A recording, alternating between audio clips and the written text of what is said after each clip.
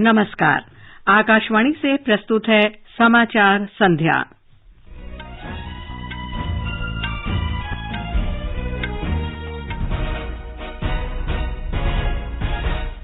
प्रधानमंत्री नरेंद्र मोदी ने रूस के राष्ट्रपति व्लादिमीर पुतिन से बातचीत में यूक्रेन के राष्ट्रपति से सीधे वार्ता की अपील की। प्रधानमंत्री ने यूक्रेन के राष्ट्रपति व्लादिमीर ज़ेलेंस्की से बातचीत में सूमे से भारतीय नागरिकों को निकालने के लिए यूक्रेन सरकार से लगातार मदद जारी रखने को कहा। यूक्रेन के पड़ोसी देशों से ऑपरेशन गंगा के अंतर्गत आज कुल 1,314 भारतीयों को स्वदेश लाया गया। 22 फरवरी से अब तक 17,400 से अधिक लोगों को वापस लाया गया। उत्तर प्रदेश विधानसभा चुनाव के 7वें और अंतिम चरण का मतदान संपन्न। शाम 5 बजे तक 54.18% वोट डाले गए। असम में माजुली सीट पर उपचुनाव में 65.15% मतदान।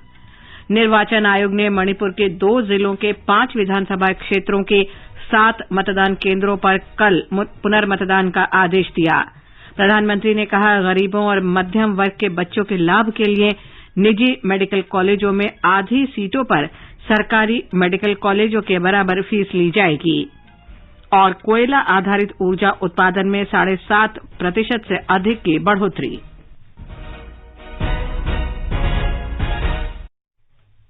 समाचार संध्या में अतहर सईद के साथ मैं लवली निगम। श्रोताओं से अपील है कि कोविड से सुरक्षित रहने के लिए कृपया इन आसान उपायों का पालन अवश्य करें। पूर्ण टीकाकरण कराएं, मास्क पहनें, 2 गज की सुरक्षित दूरी बनाए रखें, हाथ और चेहरा साफ रखें। और अब समाचार विस्तार से। प्रधानमंत्री नरेंद्र मोदी ने आज रूस के राष्ट्रपति व्लादिमीर पुतिन से फोन पर बातचीत में यूक्रेन की स्थिति पर चर्चा की। श्री पुतिन ने यूक्रेन और रूस दोनों दलों के बीच वार्ता की स्थिति के बारे में प्रधानमंत्री को जानकारी दी। लगभग 50 मिनट तक चली बातचीत के दौरान श्री मोदी ने राष्ट्रपति पुतिन से वार्ता के अलावा यूक्रेन के राष्ट्रपति व्लादिमीर ज़ेलेंस्की के साथ सीधी बातचीत करने का आग्रह किया। उन्होंने युद्ध विराम की घोषणा और सूमे सहित यूक्रेन के कुछ हिस्सों में मानवीय गलियारों की स्थापना की सराहना भी की। प्रधानमंत्री ने सूमे से भारतीय नागरिकों को जल्द से जल्द सुरक्षित निकालने के महत्व पर जोर दिया। राष्ट्रपति पुतिन ने श्री मोदी को भारतीयों की सुरक्षित निकासी में हर संभव सहयोग का आश्वासन दिया। इससे पहले प्रधानमंत्री ने सूमे से भारतीय नागरिकों को निकालने के लिए चल रहे प्रयासों में यूक्रेन सरकार से लगातार मदद जारी रखने को कहा है। श्री मोदी ने आज यूक्रेन के राष्ट्रपति व्लादिमीर ज़ेलेंस्की से फोन पर बात की। बातचीत करीब 35 मिनट तक चली। दोनों नेताओं ने यूक्रेन की स्थिति पर चर्चा की। प्रधानमंत्री ने वहां फंसे भारतीय नागरिकों को निकालने में यूक्रेन सरकार की मदद के लिए राष्ट्रपति ज़ेलेंस्की को धन्यवाद दिया। श्री मोदी ने रूस और यूक्रेन के बीच जारी सीधी बातचीत की भी सराहना की। यूक्रेन के पड़ोसी देशों से ऑपरेशन गंगा के अंतर्गत 7 विशेष उड़ानों से आज कुल 1,314 भारतीय स्वदेश वापस आए। नागरिक विमानन मंत्रालय ने कहा है कि इसके साथ ही 22 फरवरी से अब तक 17,400 से अधिक भारतीय वापस आ चुके हैं। 73 विशेष उड़ानों से अब तक 15,206 लोग स्वदेश आ चुके हैं। भारतीय वायुसेना का C-17 विमान कीव में गोली लगने से घायल हुए हरजोत सिंह सहित 201 भारतीयों के साथ आज शाम दिल्ली पहुंचा। भारतीय वायुसेना इससे पहले ऑपरेशन गंगा के अंतर्गत 10 उड़ानों से 2,056 यात्रियों को वापस ला चुकी है। आज 4 विशेष उड़ानें नई दिल्ली और 2 उड़ानें मुंबई पहुंची। 1 उड़ान के देर शाम पहुंचने की आशा है। इनमें से 5 उड़ान बुडापेस्ट से और 1 विमान बुखारेस्ट और सुसेवा से चली थी। कल सुसेवा से 2 विशेष उड़ानें संचालित की जाएंगी। इनमें 400 से अधिक भारतीयों को स्वदेश वापस लाया जा सकेगा। तमिलनाडु के मुख्यमंत्री M.K. स्टालिन ने प्रधानमंत्री नरेंद्र मोदी से आग्रह किया है कि यूक्रेन से लौटे मेडिकल छात्रों की शिक्षा भारत में ही पूरी कराने के लिए तत्काल कदम उठाए जाएं। प्रधानमंत्री को लिखे एक पत्र में श्री स्टालिन ने कहा कि 1200 मेडिकल छात्र अभी तक यूक्रेन से लौटे हैं, जबकि शेष अभी आने हैं। यूक्रेन में अनिश्चितता के वर्तमान माहौल को देखते हुए इन छात्रों का वहां लौटना अभी कठिन होगा। रूस ने यूक्रेन में संघर्ष विराम और कई क्षेत्रों में मानवीय गलियारों को खोलने की घोषणा की है। रूस के कार्यबल ने कहा कि राजधानी कीव, दक्षिणी बंदरगाह शहर मारियोपोल, यूक्रेन के दूसरे सबसे बड़े शहर खार्किव और सुमे में आज सुबह से संघर्ष विराम शुरू होगा। मारियोपोल से नागरिकों को निकालने के 2 असफल प्रयासों के बाद संघर्ष विराम की घोषणा की गई है। रेड क्रॉस की अंतर्राष्ट्रीय समिति का अनुमान है कि करीब 2 लाख लोग इन क्षेत्रों से निकलने का प्रयास कर रहे हैं। उधर यूक्रेन ने आज रूस की सेना से घिरे अपने इलाकों से नागरिकों को रूस और बेलारूस सुरक्षित पहुंचाने संबंधी रूस के एक प्रस्ताव को नामंजूर कर दिया। यूक्रेन की उप प्रधानमंत्री इरिना वेरेशचुक ने बताया कि मानवीय गलियारे खोलने संबंधी रूस का ये विकल्प यूक्रेन को स्वीकार्य नहीं है। रूस के प्रस्ताव के मुताबिक कीव और उसके आसपास के इलाकों से भाग रहे नागरिकों को केवल पड़ोसी देश बेलारूस के गोमेल शहर पहुंचना चाहिए। संयुक्त राष्ट्र के सर्वोच्च न्यायालय में यूक्रेन के एक प्रतिनिधि ने आग्रह किया कि रूस को यूक्रेन पर विनाशकारी हमला रोकने का आदेश दिया जाए। सुनवाई में रूस की ओर से कोई प्रतिनिधि उपस्थित नहीं हुआ। यूक्रेन के प्रतिनिधि ने अंतर्राष्ट्रीय न्यायालय में कहा कि रूस को तुरंत रोका जाना चाहिए और उसे रोकने का दायित्व न्यायालय का है। यूक्रेन के आग्रह पर संयुक्त राष्ट्र के ग्रेट हॉल ऑफ जस्टिस में हुई इस सुनवाई का रूस ने बहिष्कार किया। उत्तर प्रदेश में विधानसभा चुनाव के 7वें और अंतिम चरण का मतदान शांतिपूर्ण संपन्न हो गया। इस चरण में 9 जिलों की 54 सीटों के लिए वोट डाले गए। जिन जिलों में मतदान हुआ उनमें मऊ, गाजीपुर, जौनपुर, वाराणसी, आजमगढ़, भदोही, चंदौली, मिर्जापुर और सोनभद्र शामिल हैं। हमारे संवाददाता ने बताया है कि कोविड महामारी के मद्देनजर स्वतंत्र, निष्पक्ष और कोरोना मुक्त मतदान के लिए सभी आवश्यक इंतजाम किए गए। सुबह से ही मतदान केंद्रों पर वोटरों की लंबी कतारें लगी हुई थीं, जो इस बात का इशारा कर रही थीं कि इस आखिरी चरण में लोग अपने मताधिकार का प्रयोग करने के लिए कितने उत्साहित थे। कुछ छिटपुट घटनाओं को छोड़कर 7वें चरण में मतदान पूरी तरह शांतिपूर्ण रहा। विधानसभा चुनाव का आखिरी चरण था और इस वजह से बड़ी संख्या में लोगों ने, खासतौर पर युवाओं ने, अपना मताधिकार का प्रयोग किया। इस चरण में कई दिग्गजों की किस्मत ईवीएम में कैद हो गई, जिनमें राज्य सरकार के कई मंत्री जैसे नीलकंठ तिवारी, रविंद्र जायसवाल, अनिल राजभर, गिरीश यादव और संगीता बलवंत बिंद शामिल हैं। इस चरण में विपक्ष के भी कई प्रमुख उम्मीदवारों की किस्मत का फैसला हुआ, जिनमें गाजीपुर की जहूराबाद सीट से चुनाव लड़ रहे ओम प्रकाश राजभर, जो कि सुभाषपा पार्टी के अध्यक्ष हैं, बहुजन समाज पार्टी के प्रदेश प्रमुख भीम राजभर, जो मऊ सदर से चुनाव लड़ रहे हैं, और आजमगढ़ से दुर्गा प्रसाद यादव, जो लंबे अरसे से लगातार जीतते आ रहे हैं और पहले की सरकारों में मंत्री भी रह चुके हैं। भाजपा का गढ़ माने जाने वाले वाराणसी और समाजवादी पार्टी का गढ़ माने जाने वाले आजमगढ़ में भी इसी चरण में वोट डाले गए। सुशील चंद्र तिवारी, आकाशवाणी समाचार, वाराणसी। असम में माजुली विधानसभा उपचुनाव सीट के लिए भी मतदान संपन्न हो गया। अंतिम समाचार मिलने तक 65.15% मतदान दर्ज हुआ। राज्य के मुख्य निर्वाचन अधिकारी नितिन खाड़े ने बताया कि मतदान शांतिपूर्ण रहा, कहीं से किसी तरह की गड़बड़ी की खबर नहीं है। इस सीट पर 3 उम्मीदवार चुनाव मैदान में हैं। माजुली विधानसभा सीट से केंद्रीय मंत्री सर्बानंद सोनोवाल के राज्यसभा के लिए चुने जाने के बाद रिक्त हुई थी। निर्वाचन आयोग ने मणिपुर के 2 जिलों के 4 विधानसभा क्षेत्रों के 7 मतदान केंद्रों पर पुनर्मतदान का आदेश दिया है। इन केंद्रों में पिछले शनिवार को दूसरे और अंतिम चरण में मतदान हुआ था। पुनर्मतदान कल सुबह 7 बजे से शाम 4 बजे तक चलेगा।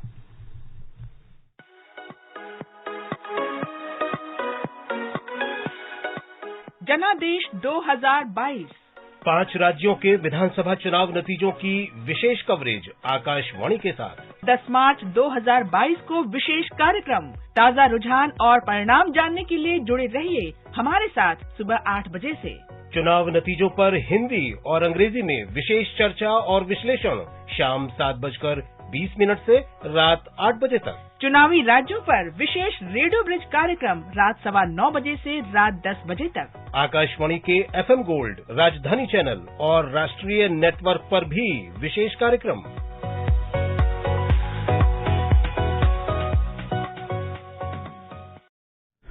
मुख्य निर्वाचन आयुक्त सुशील चंद्रा ने कहा है कि कोविड महामारी के बावजूद देश ने 5 राज्यों में 690 विधानसभा क्षेत्रों के लिए चुनाव कराए हैं। उन्होंने कहा कि ये देश की निर्वाचन प्रणाली को अधिक समावेशी, सुलभ और सहभागी बनाता है। उन्होंने कहा कि वरिष्ठ नागरिकों, दिव्यांग और महिला मतदाताओं की सुविधा के लिए निर्वाचन आयोग ने विभिन्न पहल की।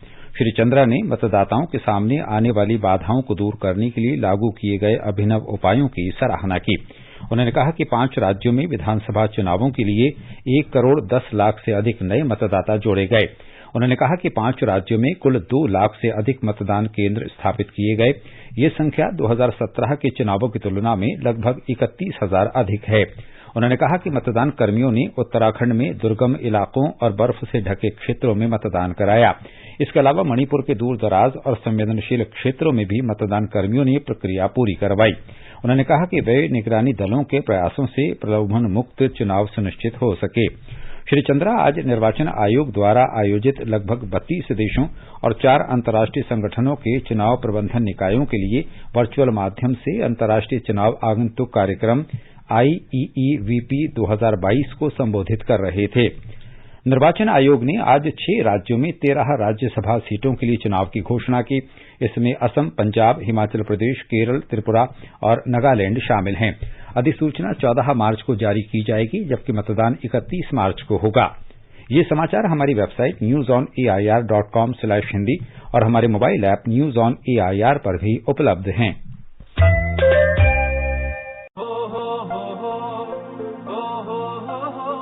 अब गांव-गांव और खेत-खेत की बात है कुछ निराली, फसल बीमा पॉलिसी से छाई है खुशहाली। द्वार-द्वार और हाथ-हाथ में सुरक्षा की सौगात, गर्व से बोल रहे हैं सभी किसान, मेरी पॉलिसी मेरे हाथ। आजादी के अमृत महोत्सव पर हम देश के किसानों को दे रहे हैं सुरक्षा की सौगात। प्रधानमंत्री फसल बीमा पॉलिसी अब आपके हाथ, और पॉलिसी को बीमित किसानों के द्वार तक पहुंचाने के लिए हमने फसल बीमा पॉलिसी वितरण कार्यक्रम का किया है शुभारंभ। देश भर के किसानों ने करीब 21,000 करोड़ रुपए ही प्रीमियम के तौर पर दिए, लेकिन उन्हें मुआवजे के तौर पर 1 लाख करोड़ रुपए से ज्यादा मिले। जब खराब मौसम की हो मार, PMFBY दे आर्थिक सुरक्षा बार बार। प्रधानमंत्री फसल बीमा योजना, कृषि एवं किसान कल्याण मंत्रालय, भारत सरकार। समाचार संध्या में आपका फिर स्वागत है। आगे बढ़ने से पहले मुख्य समाचारों पर एक नजर। प्रधानमंत्री नरेंद्र मोदी ने रूस की राष्ट्रपति व्लादिमीर पुतिन से बातचीत में यूक्रेन के राष्ट्रपति से सीधी वार्ता की अपील की। प्रधानमंत्री ने यूक्रेन के राष्ट्रपति जेलेंस्की से बातचीत में सुमय से भारतीय नागरिकों को निकालने के लिए यूक्रेन सरकार से लगातार मदद जारी रखने को कहा। यूक्रेन के पड़ोसी देशों से ऑपरेशन गंगा के अंतर्गत आज कुल 1,314 भारतीयों को स्वदेश लाया गया। 22 फरवरी से अब तक 17,400 से अधिक लोगों को वापस लाया गया। उत्तर प्रदेश विधानसभा चुनाव के 7वें और अंतिम चरण का मतदान संपन्न। शाम 5 बजे तक 54.18% वोट डाले गए। असम में माजुली सीट पर उपचुनाव में 65.16% मतदान। निर्वाचन आयोग ने मणिपुर के 2 जिलों के 5 विधानसभा क्षेत्रों के 7 मतदान केंद्रों पर कल पुनर्मतदान का आदेश दिया। प्रधानमंत्री ने कहा, गरीबों और मध्यम वर्ग के बच्चों के लाभ के लिए निजी मेडिकल कॉलेजों में आधी सीटों पर सरकारी मेडिकल कॉलेजों के बराबर फीस ली जाएगी। कोयला आधारित ऊर्जा उत्पादन में 7.5% से अधिक की बढ़ोतरी। प्रधानमंत्री नरेंद्र मोदी ने कहा है कि सरकार ने निजी चिकित्सा महाविद्यालयों में आधी सीटों पर सरकारी चिकित्सा महाविद्यालयों के बराबर शुल्क लेने का फैसला किया है। श्री मोदी ने कहा कि इससे गरीब और मध्यम वर्ग के बच्चों को लाभ होगा। जन औषधि योजना के लाभार्थियों और केंद्र के मालिकों से वर्चुअल बातचीत में श्री मोदी ने कहा कि केंद्र ने 800 से अधिक दवाओं के मूल्यों को भी नियंत्रित किया है। हमारी सरकार ने कैंसर, टीबी, डायबिटीज, हृदय रोगों ऐसी बीमारियों के इलाज के लिए जरूरी 800 से ज्यादा दवाइयों की कीमत को भी नियंत्रित किया है। सरकार ने ये भी सुनिश्चित किया है कि स्टेंट लगाने और नील इम्प्लांट की कीमत भी नियंत्रित रहे। इन फैसलों से गरीबों के करीब 13,000 करोड़ रुपए बच पाए हैं। जब गरीबों और मध्यम वर्ग के हितों के बारे में सोचने वाली सरकार होती है तो सरकार के ये फैसले जन सामान्य को लाभ करते हैं और जन सामान्य भी एक प्रकार से इस योजनाओं का एम्बेसडर बन जाता है। 50 करोड़ से अधिक लोग आयुष्मान भारत योजना में शामिल हो चुके हैं। प्रधानमंत्री ने कहा कि गरीब और मध्यम वर्ग के लोगों के 70,000 करोड़ रुपए की बचत हुई है। इस योजना से 3 करोड़ से अधिक लोगों को लाभ हुआ है। प्रधानमंत्री ने कहा कि देश में अब तक 8,500 अधिक जन औषधि केंद्र खोले जा चुके हैं। काल में गरीबों और मध्यम वर्ग के करीब 13,000 करोड़ रुपए जन औषधि केंद्रों से बचना, ये अपने आप में बहुत बड़ी मदद है और संतोष की बात है कि ये लाभ देश के ज्यादातर राज्यों में ज्यादातर लोगों तक पहुंच रहा है। आज देश में 8,500 से ज्यादा जन औषधि केंद्र खुले हैं। ये केंद्र अब केवल सरकारी स्टोर नहीं, बल्कि सामान्य मानवी के लिए समाधान और सुविधा के केंद्र बन रहे हैं। प्रधानमंत्री ने कहा कि जेनेरिक दवाओं के उपयोग और जन औषधि परियोजनाओं के लाभों के बारे में जागरूकता पैदा करने के लिए 1 मार्च से पूरे देश में जन औषधि सप्ताह मनाया जा रहा है। जन औषधि दिवस के अवसर पर प्रधानमंत्री नरेंद्र मोदी ने वीडियो कॉन्फ्रेंस के माध्यम से आज छत्तीसगढ़ की राजधानी रायपुर के जन औषधि केंद्र के संचालक डॉक्टर शैलेश खंडेलवाल से बातचीत की। ब्यौरा हमारे संवाददाता से। रायपुर स्थित जन औषधि केंद्र के संचालक डॉक्टर शैलेश खंडेलवाल ने प्रधानमंत्री नरेंद्र मोदी से वीडियो कॉन्फ्रेंसिंग के जरिए चर्चा करते हुए बताया कि उन्हें जन औषधि केंद्र खोलने की प्रेरणा प्रधानमंत्री के भाषण से मिली थी। उन्होंने कहा कि पहले जन औषधि की सस्ती कीमत देखकर लोगों को उनकी गुणवत्ता पर शक होता था, लेकिन अब वे इन दवाओं की गुणवत्ता को लेकर आश्वस्त हो गए हैं और जन औषधि केंद्रों की ओर आकर्षित हो रहे हैं। प्रधानमंत्री ने डॉक्टर खंडेलवाल द्वारा किए गए प्रयासों की सराहना करते हुए सभी डॉक्टरों से अपील की कि वे भी इस तरह के प्रयास करें जिससे गरीब और मध्यम वर्ग के लोगों का भला हो सके। विकल्प शुक्ला, आकाशवाणी समाचार, रायपुर। देश में कृषि और प्रसंस्कृत खाद्य उत्पादों के निर्यात में पिछले वर्ष की समान अवधि की तुलना में चालू वित्त वर्ष के पहले 10 महीनों में 23% से ज्यादा वृद्धि दर्ज की गई है। वर्ष 2020-21 में अप्रैल से जनवरी के बीच $15,974 मिलियन का निर्यात हुआ था, जो चालू वित्त वर्ष की समान समयावधि में बढ़कर $19,709 मिलियन हो गया। अप्रैल से जनवरी 2021-22 के दौरान चावल का निर्यात 13% बढ़कर $7,696 मिलियन हो गया। मंत्रालय के अनुसार अप्रैल से जनवरी 2021-22 के दौरान गेहूं के निर्यात में 1,742 मिलियन अमेरिकी डॉलर की भारी वृद्धि दर्ज की गई।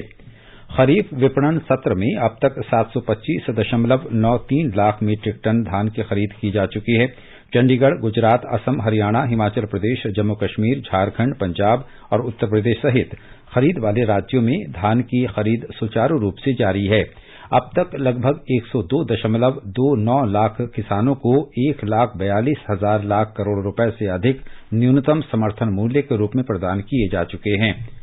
कोयला मंत्रालय ने कहा है कि इस वर्ष फरवरी में कोयला आधारित ऊर्जा उत्पादन में 7.58% की वृद्धि दर्ज की गई है। पिछले महीने के दौरान कुल बिजली उत्पादन फरवरी 2020 में उत्पन्न बिजली की तुलना में 5.49% अधिक रहा।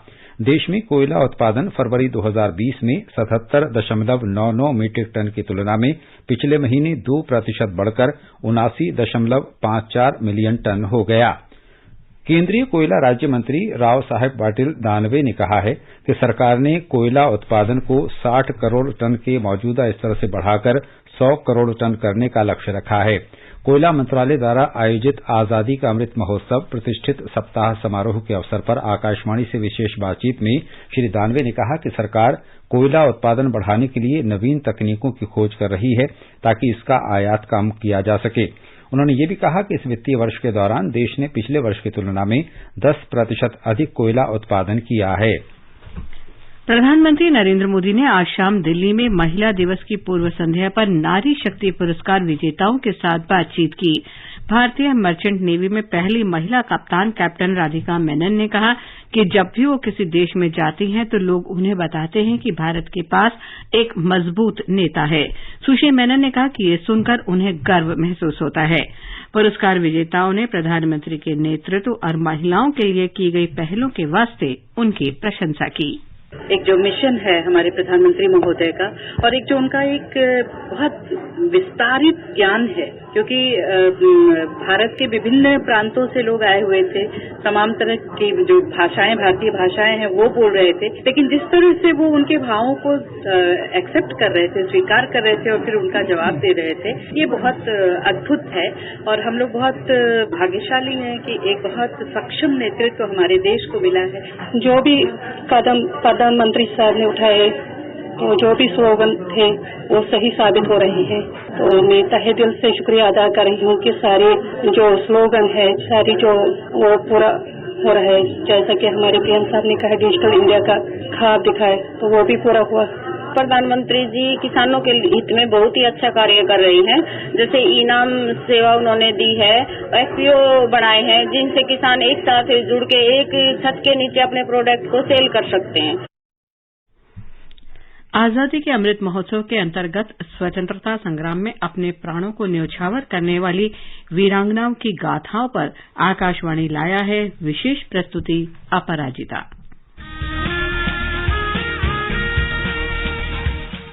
भारत के स्वतंत्रता संग्राम में अनगिनत स्वतंत्रता सेनानियों ने अपने प्राणों की आहुति दी। कुछ इतिहास में अमर हो गए और कई गुमनाम।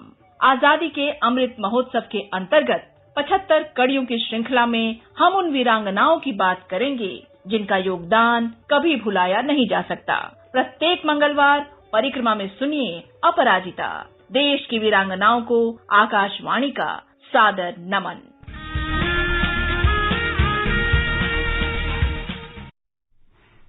आजादी का अमृत महोत्सव के अंतर्गत आइए अब सुनते हैं आकाशवाणी की विशेष प्रस्तुति आजादी का सफर। आजादी का अमृत महोत्सव।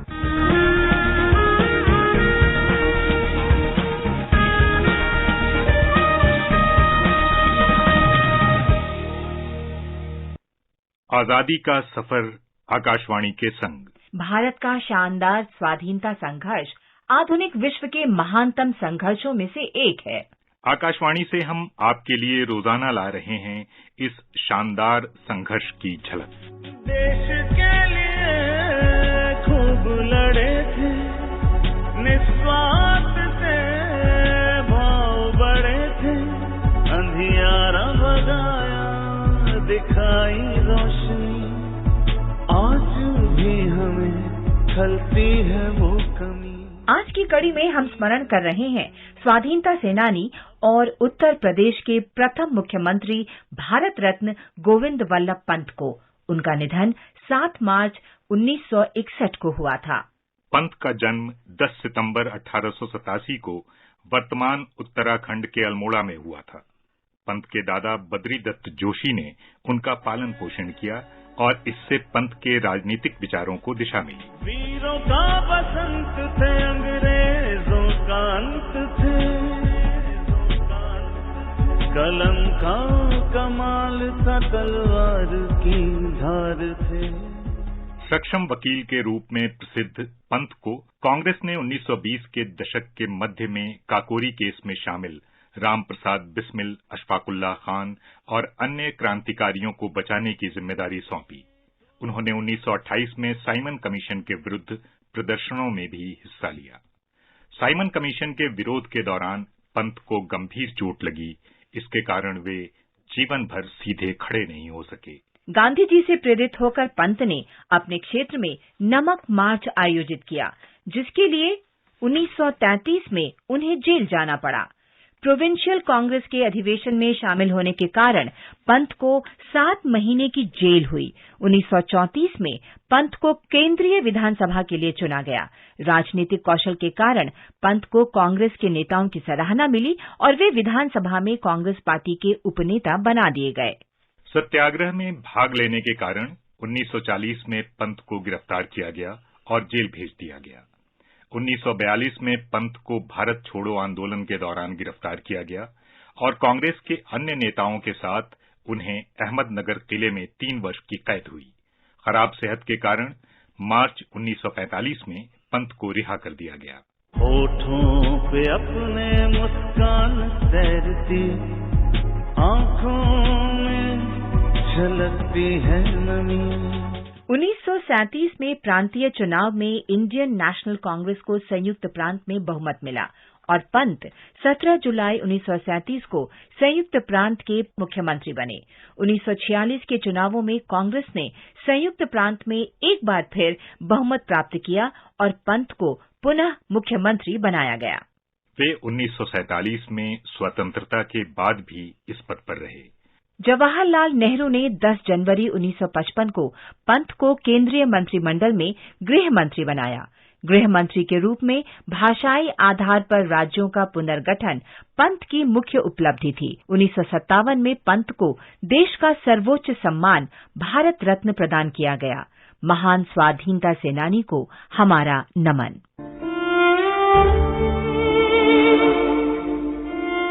हाथों ने बहुत अनर्थ किए, पग ठौर कुठौर चले, मन के आगे भी खोटे लक्ष्य रहे। वाणी ने जाने अनजाने 100 झूठ कहे, पर आंखों ने हार, दुख, अवसान, मृत्यु का अंधकार भी देखा तो सच सच देखा। आज हम स्वाधीनता सेनानी और प्रसिद्ध लेखक सच्चिदानंद हीरानंद वात्स्यायन का भी स्मरण कर रहे हैं। अज्ञेय के नाम से लोकप्रिय सच्चिदानंद का जन्म 7 मार्च 1911 को उत्तर प्रदेश के कुशीनगर में हुआ था। स्नातकोत्तर पढ़ाई करते समय अज्ञेय स्वाधीनता आंदोलन से प्रेरित हुए और हिंदुस्तान सोशलिस्ट रिपब्लिक आर्मी में शामिल हो गए। उन्होंने अंग्रेजों के विरुद्ध क्रांतिकारी गतिविधियों में भाग लिया। नवंबर 1930 में भगत सिंह को जेल से निकालने के प्रयास में सहायता करने के लिए अज्ञेय को गिरफ्तार कर लिया गया। अज्ञेय को भारत में ब्रिटिश शासन से राजद्रोह के आरोप में 4 वर्ष की कैद हुई। अज्ञेय प्रगतिशील लेखक संघ से जुड़ गए और 1942 में all India anti fascist convention का आयोजन किया। उन्होंने अन्य लेखकों के साहित्य का भी अंग्रेजी में अनुवाद किया। अज्ञेय ने अपने काव्य संग्रह को भी अंग्रेजी में अनुदित करके prison days and other poems के नाम से प्रकाशित कराया। 4 अप्रैल 1987 को अज्ञेय का निधन हो गया।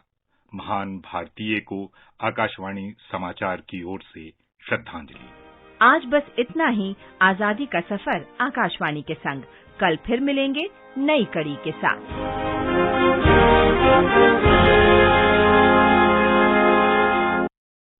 वाणिज्य और उद्योग मंत्री पीयूष गोयल ने आज कहा कि भारत बांग्लादेश के साथ व्यापक आर्थिक समझौते को और आगे ले जाना चाहता है।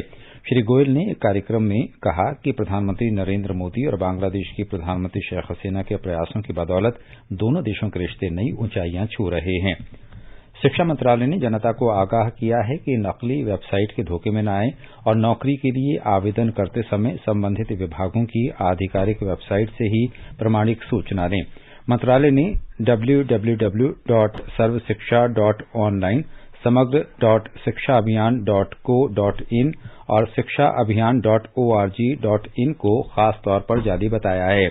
मंत्रालय का कहना है कि सर्व शिक्षा अभियान से मिलते जुलते नामों से ऐसी कई नकली वेबसाइट सक्रिय हैं जो नौकरी की तलाश में लगे युवाओं को गुमराह कर रही है। प्रधानमंत्री नरेंद्र मोदी कल विकास और आकांक्षात्मक अर्थव्यवस्था के लिए वित्त पोषण विषय पर एक वेबिनार को संबोधित करेंगे। इस वेबिनार में 16 मंत्रालयों के अतिरिक्त राज्य सरकारों, नीति आयोग और क्षमता निर्माण आयोग के प्रतिनिधि भी हिस्सा लेंगे। इस वेबिनार के माध्यम से वित्त मंत्रालय गति में तीव्रता लाने के साथ साथ एजेंडा में तय लक्ष्यों को हासिल करने के तरीकों पर आवश्यक जानकारी जुटाना चाहता है। राही सरनोबत, ईशा सिंह और रिदम सांगवान की टीम ने निशानेबाजी विश्व कप में स्वर्ण पदक जीत लिया है। महिलाओं की 25 मीटर पिस्टल टीम स्पर्धा में राही, ईशा और रिदम की टीम ने सिंगापुर को 17-13 से हराकर भारत को तीसरा स्वर्ण पदक दिलाया। भारत 3 स्वर्ण पदक सहित कुल 5 पदक के साथ तालिका में दूसरे स्थान पर है। भारत के लोक प्रसारक प्रसार भारती ने यूप टीवी के साथ एक समझौता ज्ञापन पर हस्ताक्षर किए हैं। इसके साथ डीडी इंडिया अब अमेरिका, ब्रिटेन, यूरोप, मध्य पूर्व, सिंगापुर, ऑस्ट्रेलिया और न्यूजीलैंड में यूप टीवी के ओटीटी प्लेटफॉर्म पर उपलब्ध है। और अंत में मुख्य समाचार एक बार फिर। प्रधानमंत्री नरेंद्र मोदी ने रूस के राष्ट्रपति व्लादिमीर पुतिन से बातचीत में यूक्रेन के राष्ट्रपति से सीधे वार्ता की अपील की। प्रधानमंत्री ने यूक्रेन के राष्ट्रपति जेलेंस्की से बातचीत में सूमे से भारतीय नागरिकों को निकालने के लिए यूक्रेन सरकार से लगातार मदद जारी रखने को कहा। यूक्रेन के पड़ोसी देशों से ऑपरेशन गंगा के अंतर्गत आज कुल 1314 भारतीयों को स्वदेश लाया गया। 22 फरवरी से अब तक 17,400 से अधिक लोगों को वापस लाया गया। उत्तर प्रदेश विधानसभा चुनाव के 7वें और अंतिम चरण का मतदान संपन्न। शाम 5 बजे तक 54.18% वोट डाले गए। असम में माजुली सीट पर उपचुनाव में 65.16% मतदान। निर्वाचन आयोग ने मणिपुर के 2 जिलों के 5 विधानसभा क्षेत्र के 7 मतदान केंद्रों पर कल पुनर्मतदान के आदेश दिए। प्रधानमंत्री ने कहा, गरीबों और मध्यम वर्ग के बच्चों के लाभ के लिए निजी मेडिकल कॉलेजों में आधी सीटों पर सरकारी मेडिकल कॉलेजों के बराबर फीस ली जाएगी और कोयला आधारित ऊर्जा उत्पादन में 7.5% से अधिक की बढ़ोतरी। इसके साथ ही समाचार संध्या का ये अंक समाप्त हुआ। नमस्कार।